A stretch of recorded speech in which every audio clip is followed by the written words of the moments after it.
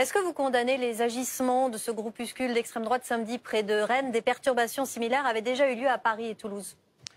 Roger Chudeau n'a pas pu venir. Alors, c'est Philippe Ballard, député Rassemblement National de l'Oise, qui est avec vous. Mais Roger Chudeau vous aurait fait la même réponse.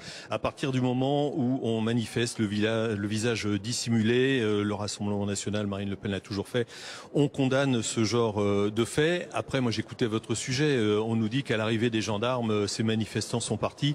On peut pas dire que ce soit vraiment des black blocs. Mais bon, on découvre, certains découvrent qu'il y a de la violence en France. Ils l'ont nié pendant de très longues années. Ils se réveillent et condamnent la violence. Après, sur le fait, est-ce qu'on n'a pas mieux à faire ce sont des enfants de 3-6 ans, si j'ai bien compris votre reportage, à leur parler de la théorie du genre, parce que c'est ce qui se cache derrière ces propos. Vous savez, il y a un classement PISA, c'est un classement qui teste les systèmes éducatifs à travers le monde. La France ne cesse de dégringoler. Nos écoliers ne savent plus lire, ne savent plus écrire, ne savent plus compter. Je pense qu'on a franchement mieux à faire qu'à apprendre à faire de ce genre de lecture à ces enfants. Derrière tout cela, qu'est-ce qui se cache? Se cache le wokisme.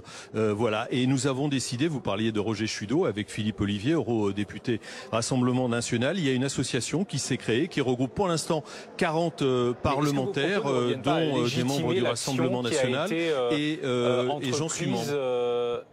Ce week-end, près de Rennes, vous dites je condamne parce qu'ils étaient cagoulés, mais et le fond de vos propos semble rejoindre le leur.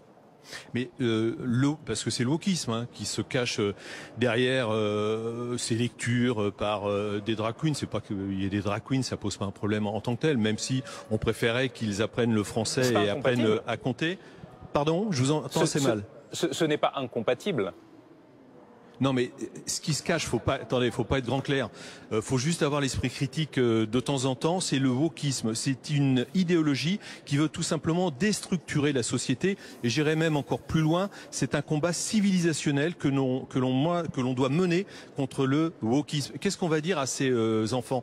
Toi, t'es un garçon, mais t'es sûr d'être un petit garçon parce que c'est pas parce que t'es né garçon que t'es vraiment un garçon. Puis toi, petite fille, c'est pas parce que tu es née petite fille que tu es vraiment une petite fille. C'est la société qui t'a rendu comme ça. Il y a toute une idéologie derrière tout cela qui est mortifère et qu'il faut combattre. Alors, non à la violence, non à des manifestations cagoulées. Par contre, extrême vigilance face à toutes ces manifestations qui font le jeu du wokisme. Vous savez, il y a une chercheuse du CNRS qui a écrit un livre sur les frères musulmans. Elle devait en parler à Sciences Po, Paris. Elle a été interdite. On n'en parle pas beaucoup.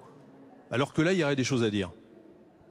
À la veille de la journée mondiale contre l'homophobie, c'est donc demain la transphobie et la biphobie. L'association SOS Homophobie alerte sur la persistance d'actes homophobes et transphobes qui s'expriment de manière extrêmement violente. Aujourd'hui, quelle est votre réaction face à ça ?